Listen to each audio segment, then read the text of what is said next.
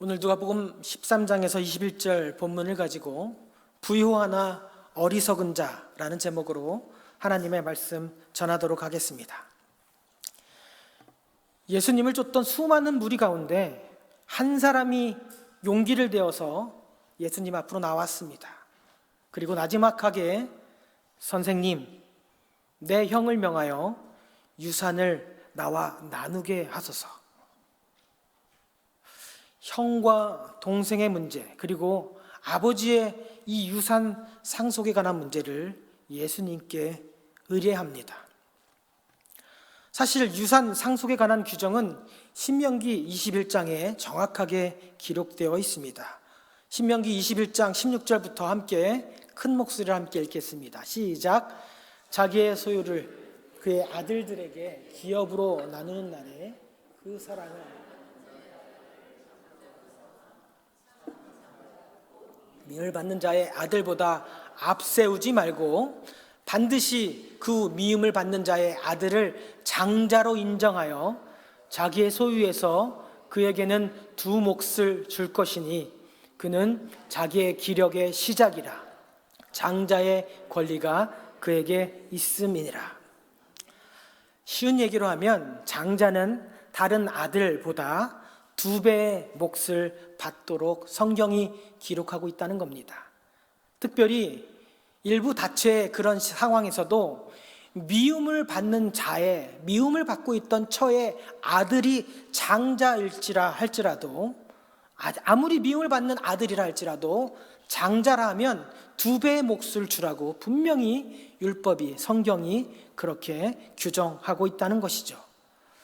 즉 장자라는 것은 모든 생명이 하나님께 속해 있는데 생명의 주관자이신 하나님께서 나를 통하여 내게 주신 첫 아들, 하나님의 축복인 동시에 이 장자로 하여금 하나님을 믿는 신앙, 하나님을 믿는 믿음이 다음 세대에게 상속되어야 하기 때문에 장자에게는 아주 특별한 권리를 어떤 상황 속에서도 지키라고 명하신 것입니다. 심지어 2 아내가 있는데 미움을 받는 아내의 아들이 장자라 할지라도 장자의 권리는 반드시 지켜서 생명이 하나님으로부터 왔음을 인정하도록 율법에서 규정하고 있는 것이죠. 그런데 반대로 장자가 아닌 차자의 입장에 서면 어떻습니까? 장자가 아니라는 이유만으로 재산을 반밖에 받지 못하니 불공평하다, 차별을 받는다 분명히 여겨질 수 있을 것입니다. 그러니 이 둘째 아들이었던 이 한 사람은 예수님께 나와 이 자신의 태생적인 억울함을 풀어달라라고 요청하는 것입니다. 보통 이렇게 분쟁 중인 사건은 종종 랍비들을 통하여 해결했지만 예수님은 그러한 법적 논쟁에 휘말리기를 단번에 거부하십니다. 왜냐하면 유대 전통에서도, 그리고 지금 읽은 하나님의 율법 안에서도 반드시 장자의 권리는 보존되어야 하기 때문입니다. 지금 예수님 앞에 나와 있는 이 둘째 아들은 예수님께서 이 상황을 어떻게 판단해 주실지, 아니면 자기에게 좀 더 유리한 쪽으로 결정해 주시기를 원하는 것으로 그 마음을 가지고 분명 예수님 앞으로 나왔을 겁니다. 나지막히 선생님이라는 호칭을 써가며 예수님께 나왔다는 것이죠. 그런데 좀 더 깊숙이 이 문제를 해결해 보면 아까도 말씀드렸던 것처럼 장자의 축복은 성경에서뿐만 아니라 고대 근동에서도 지켜지고 있던 법이었습니다. 관습이었습니다. 전통이었다는 겁니다. 그런데 오랫동안 한 가정에서 아버지로, 어머니로, 그리고 형과 동생으로 살아왔던 수많은 날들을 뒤로 한 채, 즉 형과 아우, 한 핏줄로서, 한 식구로서 수많은 기쁨과 행복의 순간들을 같이 했다는 공동체라는 것을 그 기억의 저편으로 밀어버린 채 아픔과 어려움을 고난까지도 함께 했다는 가정 공동체라는 것을 다 밀어버리고 억울한 내 몫을 찾아주십시오라고 예수님 앞에 나왔다는 것이죠.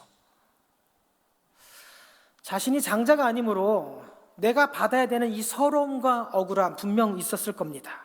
그런데 이제는 머리가 자랐습니다. 재산상의 불이익까지도 이제는 철저하게 계산할 수 있는 지혜가 있다는 것이죠. 그래서 그 재산 앞에서 가족이라는 관계, 수많은 아픔과 어려움과 기쁨, 모든 것을 동거동락을 했던 이 가정 공동체를 뒤로 한 채 내가 받을 유산, 이 억울함을 풀어주십시오 라고 예수님 앞에 나온 것입니다. 유대 공동체는 사실 체면 문화를 아주 중요하게 여기는 공동체였습니다. 아버지와 어머니를, 그리고 나의 형이었던 장자였던 형을 법정에 세워서 나 억울합니다, 나도 이만큼 받을 권리가 있습니다 라고 이 가정을 법정에 세우게 된다면 분명히 다른 유대 가정으로부터 손가락질과 비난을 받을 게 뻔합니다. 하나님의 말씀을, 그리고 자기들이 수백 년 동안 지켜왔던 유대 전통을 지키지 않는다고 이상한 가정, 이단의 가정이라고 낙인 찍힐 것이 뻔한데도 불구하고 내가 받을 재산, 내가 받을 이 불공평한 유산에 눈이 멀어서 예수님 앞에 당당히 나와서 예수님, 이 나의 억울함을, 나의 이 불공평을 해결해 달라고 요청하고 있는 것이죠. 이 동생의 관심은 지금 한 가지에만 꽂혀 있습니다. 모든 아픔, 모든 기쁨, 눈물을 함께 흘렸던 가정 공동체가 마음에 없습니다. 나를 길러주시고 나를 낳아주신 부모님의 은혜도 없습니다. 함께 뛰어놀았던, 함께 추억을 공유했던 형도 없습니다. 오직 내가 받을 재산, 내가 받을 유산, 이 물질의 양과 크기에만 시퍼렇게 눈을 뜨고 달려들고 있는 것이죠. 형이라는, 장자라는 이유, 그 이유만으로 나보다 2배의 유산을 상속받는 것이 너무 억울하고 분하여 이 가족을 포기해서라도, 부모님을 포기해서라도 내가 이 유대 공동체 안에서 정말 체면을 불구하고 나서라도 모든 것을 포기해서라도 내가 받을 재산, 내가 받을 돈, 이것을 지키기 위하여 예수님께 나온 것이었습니다. 그래서 예수님은 그 마음의 중심에 있는 탐심의 마음을 꿰뚫어 보시고 물질에 눈이 멀어서 물질에 집착하고 있는 이 동생에게 누가 나를 너희의 재판장이나 물건 나누는 자로 세웠느냐 하시며 단칼에 거절하셨습니다. 그러시면서 자신의 억울함을 주장하던 이 동생에게서 눈을 떼시며 주변에 함께 있는 모든 몰려든 무리들을 돌아보시며 이렇게 말씀하십니다. 삼가 모든 탐심을 물리쳐라. 예수님은 지금 둘째 동생에게 너의 마음속에 있는 탐심을 물리쳐라 라고 말씀하시지 않으셨고, 모든 그들, 예수님 주변에 있던 무리들에게 지금 말씀하고 있는 겁니다. 삼가 모든 탐심을 물리쳐라. 즉 예수님은 지금 우리에게 말씀하고 있는 겁니다. 너희들의 마음속에 있는 모든 탐심을 물리쳐라. 저도 여러분도 우리 마음속에는 탐심이 있습니다. 탐심은 탐하는 마음입니다.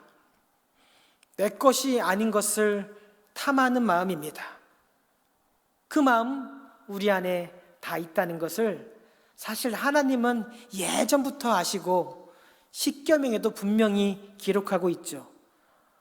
1, 2, 3, 4 계명은 하나님에 대한 계명이고 5계명은 부모를 존경하라 라는 계명이었고 6번부터 10번까지가 바로 탐심에 관한 계명입니다.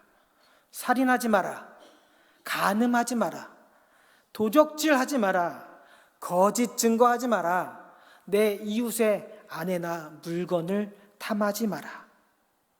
이 바로 6계명부터 10경이 바로 내 것이 아닌 남의 것을 내 것으로 소유하고 싶은 탐심 때문에 살인도 일어나는 것이고 간음도 일어나는 것이며 도적질도, 그리고 거짓으로 이웃에게 증언, 그리고 내 아내, 내 이웃의 아내, 내 이웃의 종이나 물건을 탐하는 마음이 우리 안에 있다는 것을 하나님은 이미 알고 계셨다는 것이죠. 다르게 말하면 탐심은 하나님께서 주시는 모든 것을 만족하지 아니하고 감사하지 못하는 마음인 것입니다. 하나님이 내게 주신 가정, 하나님이 내게 주신 건강, 하나님이 내게 주신 물질에 만족하지 못할 때, 부족하다라고 느낄 때 하나님의 시선이 사람의 시선으로, 물건의 시선으로 바뀌는 것이죠. 그럴 때 저 아내가 내 것이 되었으면 좋겠다, 저 자동차가 내 것이 되었으면 좋겠다, 저 집이, 저 넓고 화려한 집이 내 것이 되었으면 좋겠다라는 마음으로 살인할 수 있고 거짓 증거할 수 있고 도적질할 수 있다는 것이죠. 이 모든 것을 하나님은, 예수님은 이미 알고 계셨다는 겁니다. 그러시면서 하신 말씀이 사람의 생명이 그 소유에 넉넉한데 있지 아니하니라. 모든 탐심을 물리쳐라 하시면서 갑자기 사람의 생명은 소유의 넉넉함이 아니다, 이런 뚱딴지 같은 말씀을 하고 계십니다. 탐심이라는 마음을 생명으로 설명하고 계시는 것이죠. 도대체 이 탐심과 생명의 관계는 도대체 어떤 불가분의 관계가 있는 것일까요? 그리스도인들은 모든 생명의 주인이 하나님이심을 고백합니다. 아멘 하실 수 있죠? 나의 생명의 주인이 바로 하나님, 나를 이 땅에 보내신 분도 하나님, 나를 이 웨슬리 교회로 부르신 분도 하나님이심을 믿음으로 고백할 수 있어야 되는 것입니다.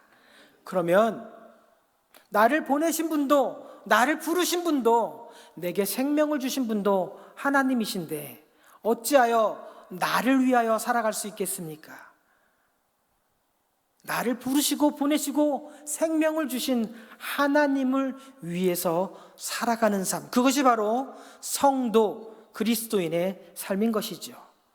생명의 주인이 하나님이시기에 내게 허락된 그 삶의 시간 안에서, 이 짧은 제한된 시간 안에서 내가 바라보던 것을 내려놓고 하나님을 위하여 살아가야 되는 것이죠. 무엇을 통하여 하나님을 기쁘게 할까, 어떻게 하나님을 기쁘게 할까를 고민하며 살아가는 것이 바로 우리 그리스도인의 삶인 것입니다. 웨스트민스터 신앙 고백서 제1, 하나님을 영화롭게 하고 그를 영원토록 즐거워하는 것, 이것이 우리 성도의 삶의 목적인 것입니다. 생명이 그 소유의 넉넉함에 있지 아니하다, 예수님께서 말씀하셨습니다. 이 생명이라는 것은, 왜냐하면 하나님이 우리에게, 저와 여러분에게, 각 사람에게 주신 아주 특별한 시간이기 때문입니다. 이 생명이란 것이 시간적이고 관계적인 개념이기 때문에 그렇습니다. 유한하고 제한적인 시간 안에 우리가 살 수밖에 없기 때문입니다. 그런데 이 제한적인 유한적인 시간을 어리석게도 물질과 소유로 가득 채우는데 우리가 이 제한적인 짧은 시간을 낭비하고 있다는 것이죠. 1초, 2초, 3초 시간은 멈추지 않고 계속 흘러가고 있습니다. 이렇게 30대처럼 보이지만 50대가 훌쩍 넘어 보인 목사도 여기 있습니다. 우리 권사님 60대처럼 보이지만 실은 70대가 훌쩍 넘으신 권사님이시죠. 시간은 그렇게 우리를 기다려주지 않고 있습니다. 그런데 그 안타까운 시간을, 그 귀중한 시간을 내 주머니에 가득 채우려고 하는 데만 모든 시간을 낭비하고 있다는 것이죠. 이것은 정말로 어리석은 짓이며 하나님 앞에 이 귀한 값진 시간을 낭비하고 있는 것입니다. 다시 한번 말씀드립니다. 생명은 유한한 것인데 그 귀한 1분 1초를, 그 귀하고 값진 시간을 뭔가 내 거라고 사인할 수 있는, 내 거라고 부를 수 있는 그 소유를 위해서 이 시간을 낭비하고 있다라는 것입니다. 여러분의 삶은 어떻습니까? 혹시 여러분의 삶도 이 귀하고 이 제한된 이 짧은 시간을 물질적으로 무언가 채우려고, 넉넉하게 채우려고, 마치 이 생명의 주인이, 이 시간의 주인이 나인 것처럼, 내가 시간을 다스리고 내가 생명을 다스리는 것처럼 오직 나를 위하여 나의 것, 내 소유를 넉넉히 채우기 위해서 이 시간을 낭비하고 있지는 않습니까? 생명은 소유의 넉넉함에 있지 않습니다. 주님께서 주신 생명, 하나님께서 허락하신 이 생명을 내 만족을 위해서, 내 주머니를 위해서, 내 소유를 채우기 위해서 사용해서는 안 되는 겁니다. 오직 여호와의 영광을 위해서, 주님께 영광을 돌리기 위해서 내 시간도, 내 생명도, 내 물질도 사용해야 되는 것이죠. 그러시면서 주님은 한 가지 비유를 통해 한 가지 더 설명을 해 주십니다. 한 부자가 그 밭에 소출이 풍성함에 심중에 생각하여 이르되, 내가 곡식 쌓아둘 것이 없으니 어찌할꼬. 이전에 갖고 있던 작은 곡간을 헐고 더 크게 지어서 내 모든 곡식과 물건을 거기에 쌓아두리라. 그러면서 이제 내 영혼아 편안히 쉬고 먹고 마시고 즐거워하자 합니다. 그럴 때 하나님께서 이렇게 말씀하시는 거죠. 어리석은 영혼아, 어리석은 자여, 오늘 밤에 내 영혼을 도로 찾으리니. 그러면 내 준비한 것이 누구의 것이 되겠느냐? 분명히 하나님께서 오늘 밤에 내 영혼을 도로 찾으리니 말씀하고 있습니다. 도로 찾겠다라는 말은 내가 너에게 준 것을 도로 취하겠다라는 것이죠. 즉 생명이 우리의 손에 있는 것이 아니라 하나님 손에 있다는 것을 말하고 있습니다. 생명의 주인이 내가 아니라 하나님이라는 것을 말하고 있는 것입니다. 내가 내게 이만큼의 생명을 주었는데 이제 내가 시간이 되었음에 도로 내 생명을 찾을 것이다. 그러면 그렇도록 열심히 수고하고 준비한 너의 그 모든 것이 누구의 것이 되겠느냐? 한마디로 헛수고하지 말라는 겁니다. 죽어라고 아끼고 아껴서 곡간을 가득 채워서 너무 곡간이 작구나. 작은 곡간을 허물고 더 크게 지어서 그 곡간을 가득 채웠더니 생명의 주인이셨던 하나님께서 오늘 밤 나의 생명을 취하신다면 내가 이렇게 수고한 모든 것은 누구의 것이 되겠느냐?